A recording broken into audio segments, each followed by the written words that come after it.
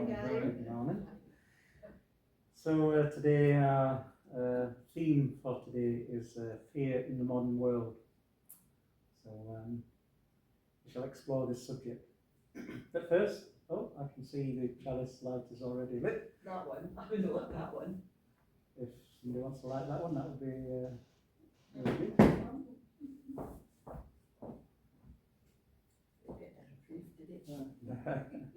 It's better half, isn't it?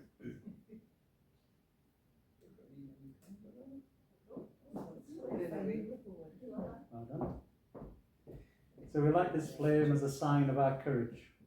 Its light reminds us fear is real, but so is love. Its fire reminds us we are not powerless.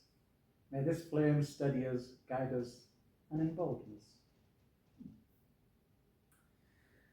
And with that, we shall just go into our first hymn, which is number 11 in the Purple Books, Spirit of My Life.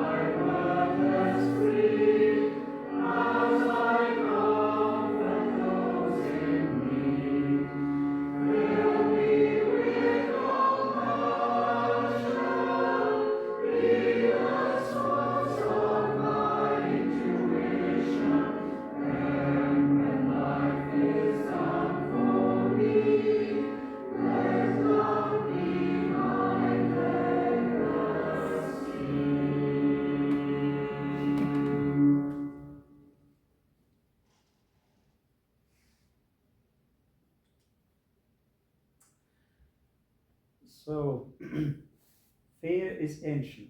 It lives in the drumbeats of our hearts, in the shadows at the edge of firelight. It once kept us safe, alert to predators, storms, and hunger. But today, fear often wears a new mask. It slips through glowing screens, echoes in political slogans, whispers in late-night worries. Fear tells us to shrink, to turn away, to doubt one another. But fear is not the only voice. There is courage, there is love, there is community, and together they can speak louder. Brian Stevenson, founder of the Equal Justice Initiative, once said, "Fear and anger are the essential ingredients of oppression. They make us believe that some lives are worth less than others, but hope is our superpower. It is what allows us to stand when others tell us to sit, and to speak when others tell us to be silent." So I thought some wise words there that we could maybe think about, keep in mind as we go straight into our next hymn, which is number 21, Come and Find a Quiet Centre.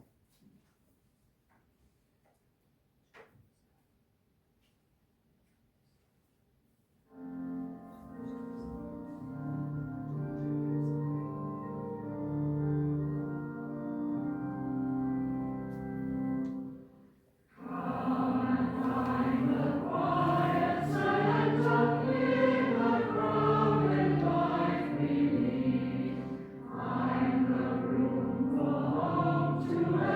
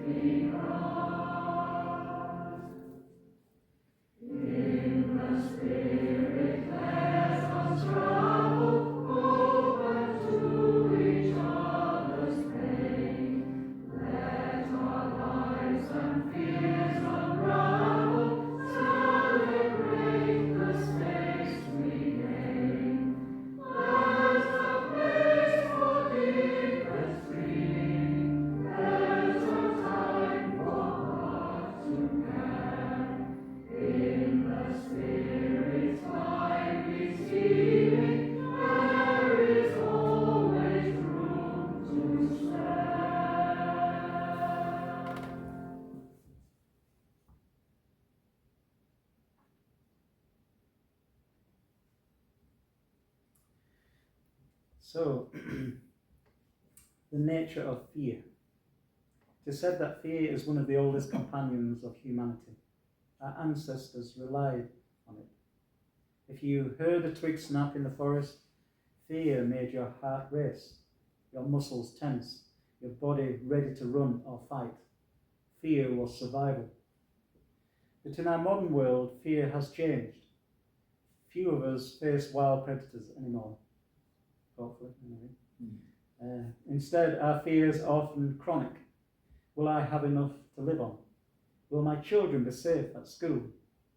Will our communities survive political division, climate change, violence? Fear today is less about sudden danger, more about constant unease. So fear is amplified in the modern world. Technology amplifies fear. News cycles broadcast the worst of humanity 24/7. Social media thrives on outrage and alarm, and politicians often manipulate fear because a fearful public is easy to control. Fear today is profitable. Fear sells advertising, garners votes, justifies wars, and keeps us endlessly scrolling. So I have a co-worker who quite often is looking at the news, and she gets up every morning and looks at the news and then comes into work and is quite stressed about it. She says, "Oh, have you seen that this morning? There's terrible things happening." And so I asked her one day, "Well, what do you do with that news once you've got it and got that information? You seem to be very troubled by it. So what do you do then?" "Oh, nothing."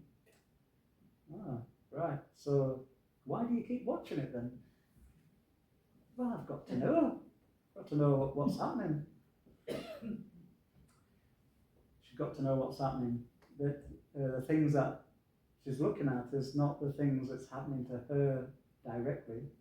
Albeit, we should all be aware of what's happening in the world, and we should, if we feel cold, do what we need to do. But we can't go on looking at things in the media, on our phones, in the newspapers, and be troubled by it and then not do anything. We're just in a constant state of fear, and that doesn't do ourselves any good. Different if we feel called to do something, and some people do, and some people act. But there's different ways of looking at it, and I might explore the way I do a little bit later.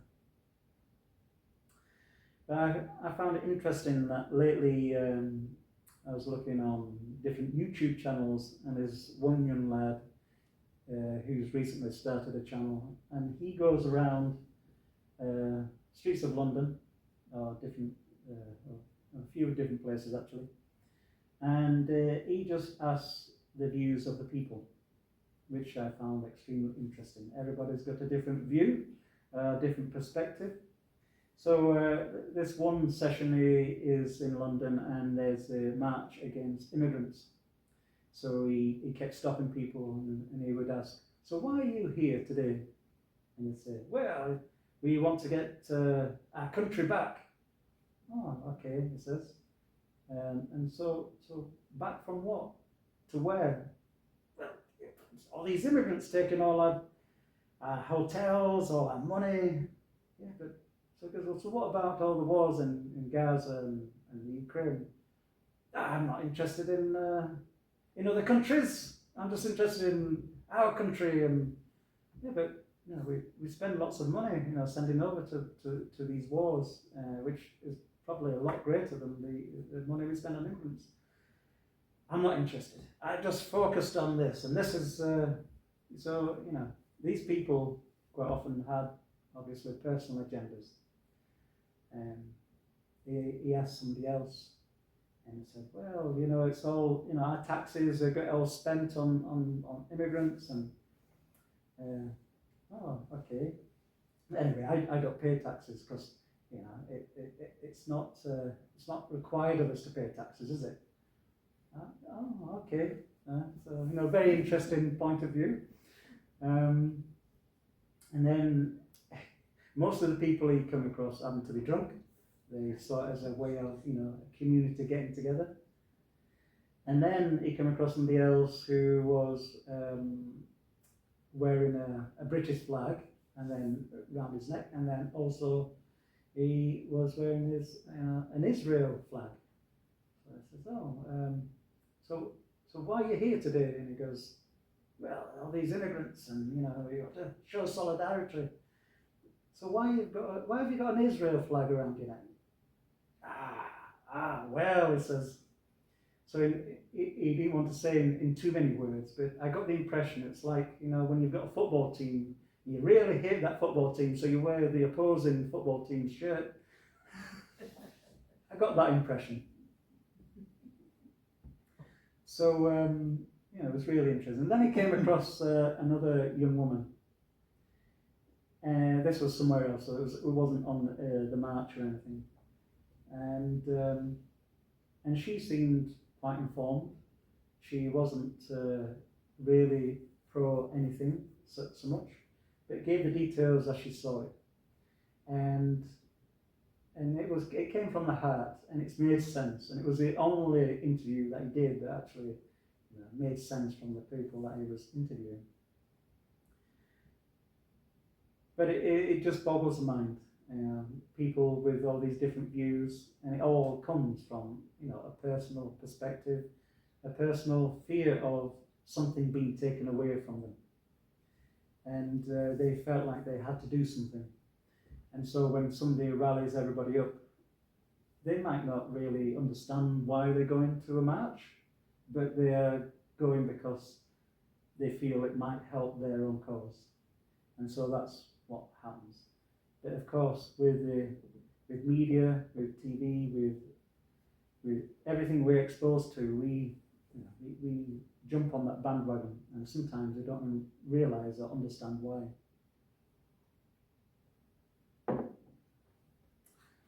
But so I did a little bit of research.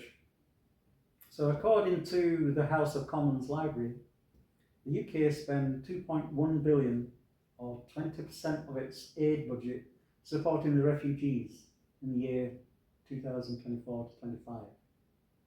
In the same period, the UK spent 53.9 billion on defence, which is less than 3% of the national income, apparently. The UK is one of the leading donors to the Ukraine war. It has pledged 12.8 billion in support since 2022, of which 7.8 billion is for military assistance. This includes 3.1 billion for the year 24 to 25. And in contrast to that, the UK committed 129 million to the occupied Palestinian territories. The list goes on, and there are many wars in the world, and there's many things that the UK support. So many things that we spend, our money is spent on. As you can see there from the figures, the proportion that is spent on the immigrants, which was what all these protesters were on about, is just a pittance compared to all the money we are spending on other countries and their wars. So it's in perspective when you have all the facts, which quite often people don't have. So it's a shame really that people don't do their research and don't have a little bit of care for other human beings, for humanity. Some people over here might be here for various reasons, for their own reasons, and for their own benefit, but some are really escaping their own countries when it comes to immigrants. But we spend our money or our taxes on many different things, and that just builds up within us, and we worry about that. So what is the cost of fear? The cost is heavy. Fear narrows the mind. It makes us suspicious of strangers. It shrinks our capacity for empathy. It divides us and them. And on a personal level, fear isolates us, keeps us from speaking up, or makes us withdrawn from community. Fear can paralyze our imagination for what's possible. So that's what fear can cost us, and from that it leads us into many dark paths. So as I was researching that, I thought, well, I'll do a bit of research on the doomsday clock. In January, the doomsday clock reached 89 seconds to midnight, and there's been a lot that's happened since then. So it makes me, as this is updated once a year, it makes me wonder when we come to next January what that might look like. It marks the closest the symbolic clock has ever been to a global catastrophe in its 78-year history. So this is the worst it's ever been. And that strikes fear, that constant clock which which some people gauge our current world situation by, is a constant symbol of fear. Of course, if it went the other way, then we might, it might be something that might be positive. But it includes many different elements. So, nuclear risk looms over the world as we have different countries who have power, able to press that button and escalating arguments or conversations, which is quite worrisome. The impacts of climate change increased in the last year as myriad indicators include sea level rises and global surface temperature, which surpassed previous records. In the biological arena, emerging and re-emerging diseases continue to threaten the economy, society, and security of the world. An array of disruptive technologies advanced last year in a way that make the world more dangerous, especially in weaponry and such things like that. AI are making it easier to spread false or inauthentic information across the internet and harder to detect. Quite often people use media, all the different avenues, and use AI to create things which are not true. Volcanoes erupting, which have been dormant for many, many years. Things happening in wars, and you could easily be taken in by that if you was to continually watch these things. But with AI, it's hard to determine what is fake, what is real, what is the true news. It's hard enough when we look at a newspaper or the BBC News, what spin has been taken on that without other people using the many other avenues to put in their pennyworth of misinformation. So we live in a world of fear which has been brought to us directly to our TV screens, our phones, and, as I say, our papers. So what do we do? Living beyond fear, what can we do? So speaking more on a personal level, I decided many years ago to not be controlled by fear, to have control of my own emotions. I realised at an early age that if I was constantly being worried about what people say, what things are presented to me, then I'd be constantly in a state of anxiety or even depression. So I decided to swap that around and maybe have more control of my own emotions. Which I don't go needlessly into situations which could be trouble, but I don't always think the worst case scenario when news of uncertain nature is broken to me. I'm ever the optimist. When somebody asks me how I am, I always say I'm perfect.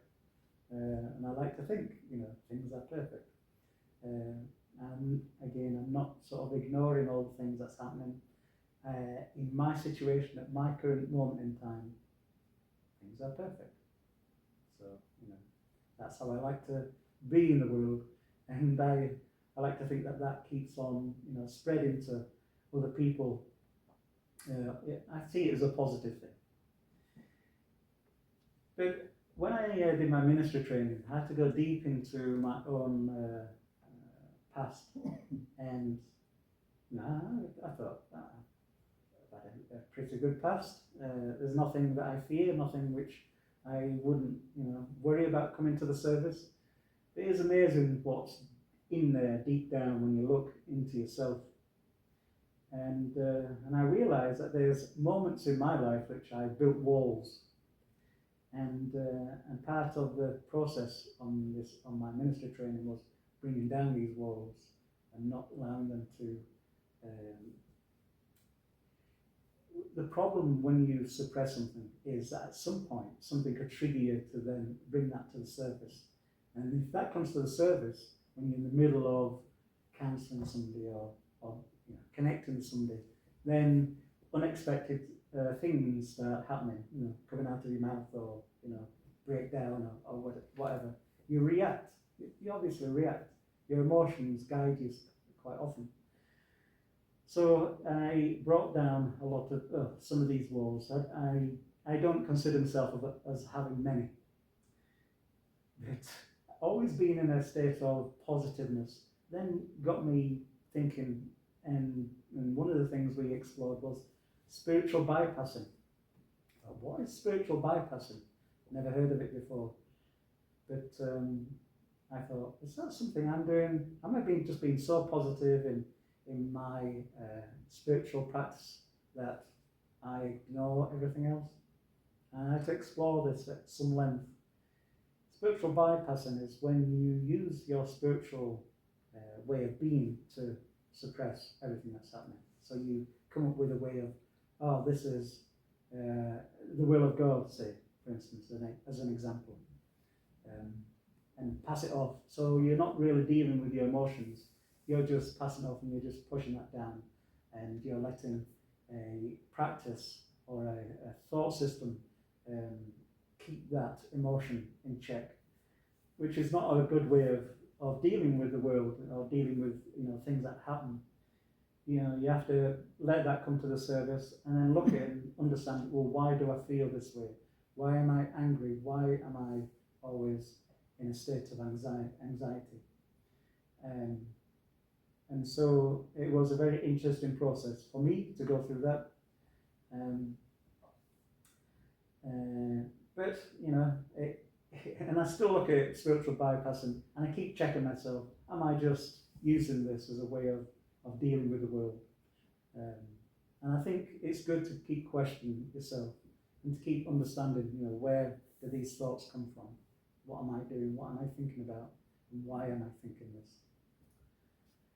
But there's a positive side of keeping fear at bay. And one of my stories, and I can't remember if I've told you this or not, is one day, and I love water sports, and one day I was doing some whitewater rafting, and I like a bit of a challenge in that kind of circumstance.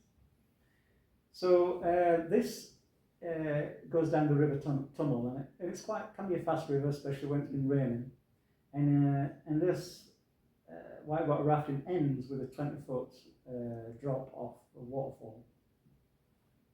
So I thought, well, that's quite,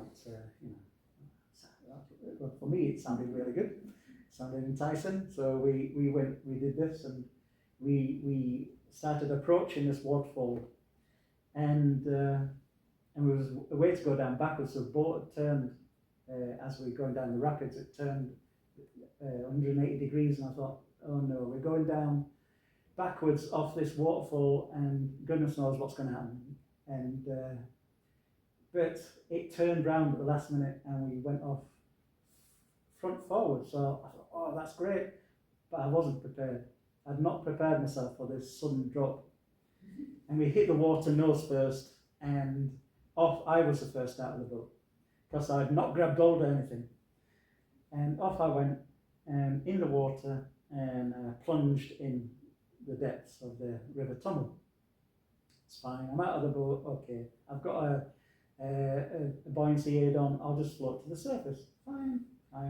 So I'm floating to the surface, and of course now everybody else is falling out of the boat, so somebody lands on top of me before I'd reach the surface. So it kicks me down, so down I went. Okay, right, just keep calm. So I start going back up. I didn't quite reach the surface when somebody else lands on top of me and kicks me down again. Okay, right. So up I go. I'll just keep calm, and I'll reach the surface eventually. So I start going up to the surface, and then I hit a solid wall. I thought, I'm underneath something. I'm obviously underneath the boat. I'm starting to run out of air about this point because I've been kicked down twice already.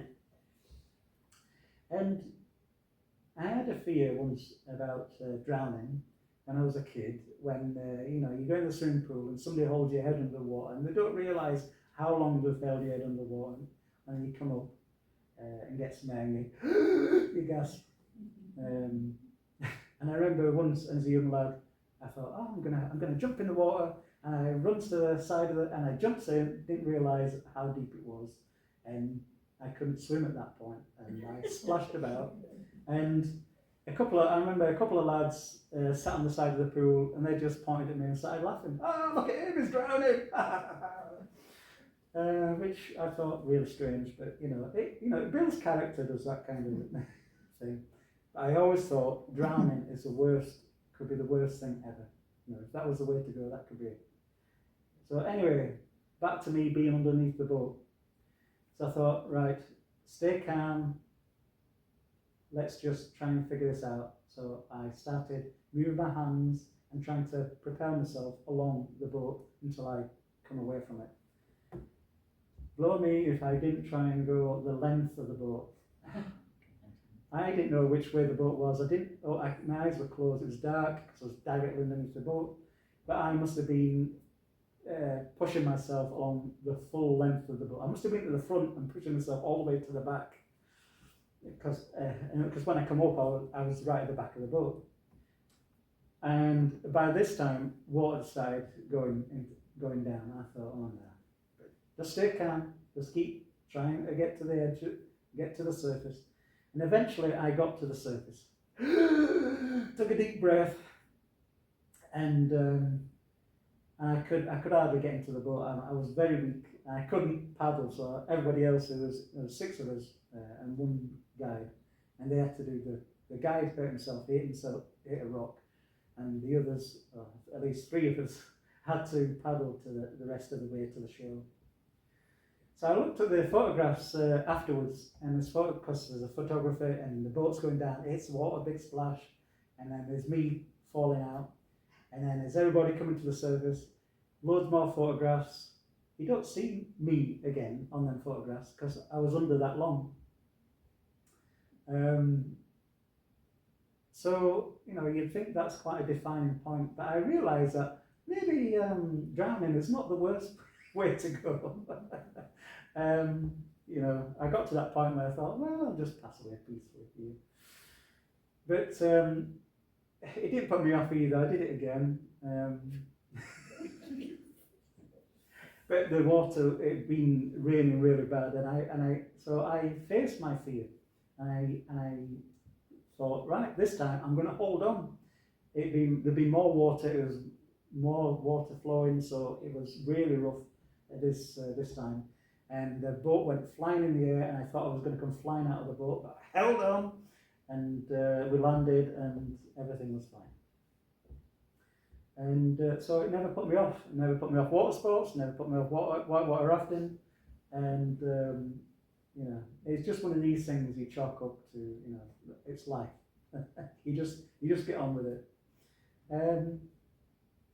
So that is just one of the ways of controlling my fear, my emotion. Because if I had have panicked when I was being kicked down and underneath the boat, what you do is you use up air. The energy that you're using, and the fear, the anxiety, I probably would have been taking in more air.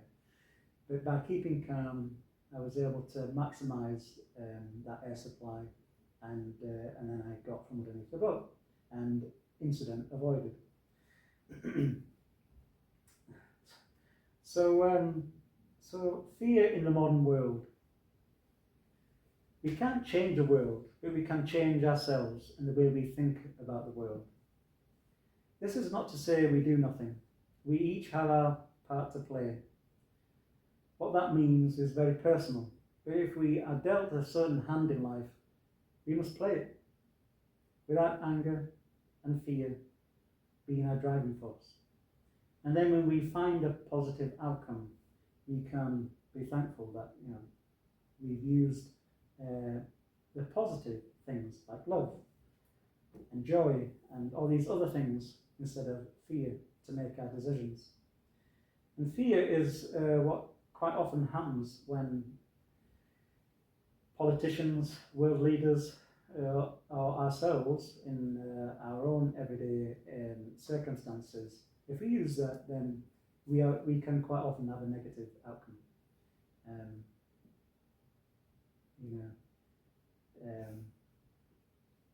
I would say war never resolves issues. War comes and goes. Killing people doesn't, it doesn't resolve anything in my mind. But that's my personal thought. So my closing thought on this is fear will always be with us. It's part of being human. But fear does not need to have the final word. Love, compassion and courage, these are stronger, and together in community we can build a world not defined by fear but by hope. And I like to hold on to that fact, because without hope, what have we got? We have to hold on to hope, and that there's always a solution or resolution, and that we will find a way. As I say, life is ups and downs, wars come and go, circumstances are never constant. We will find we'll have good times, we'll have bad times. But if we always focus on the bad times, then we are stopping the good times from being experienced. So that's my view. That's the way I like to look at it. So with that, we'll go into our next hymn, which is number 41, From the Crush of Wealth and Power.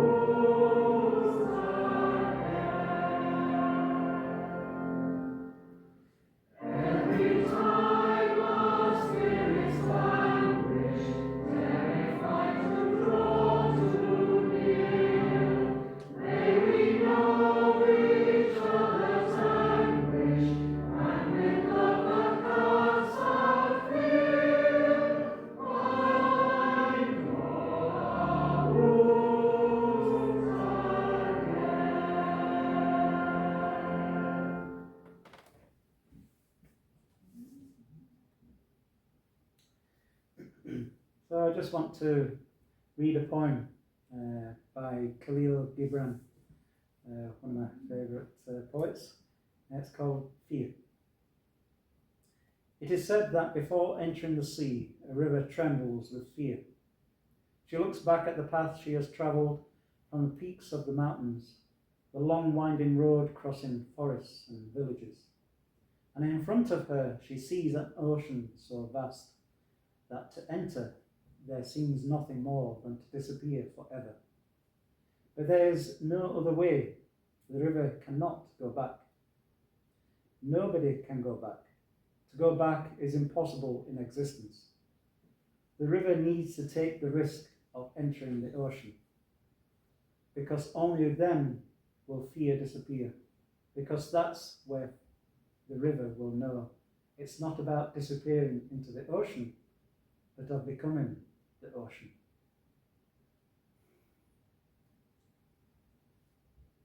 So this service was inspired by an event that's happening this evening, Finding Peace in a World of Fear, a Spiritual Perspective.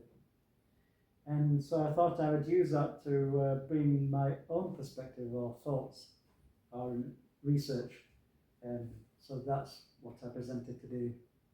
But this is something that's happening today at 4 p.m. at the Fountain Hall Church on the Cross at Alban Place. Director of Abrahamic Amaris, Maureen Goodman, will be interviewed by Pam Bailey, which looks as though it's going to be a very interesting talk or conversation. So I thought I would bring that up for anybody that might be interested. But we're all inspired by different things, and this was one of them, which I thought quite relevant for this kind of current age. So we have just one more song, one more hymn before we finish, and that's number 65, How Good Is It, What Pleasure Comes.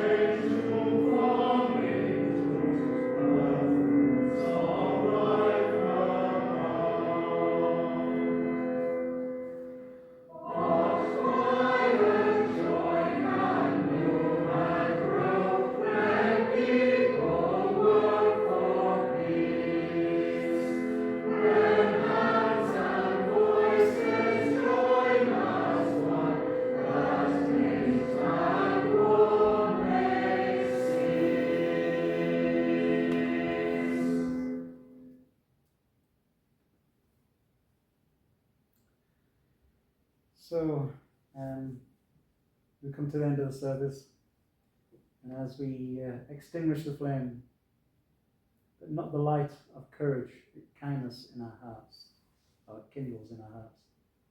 May it shine in us, guiding us beyond fear toward hope, compassion, and love.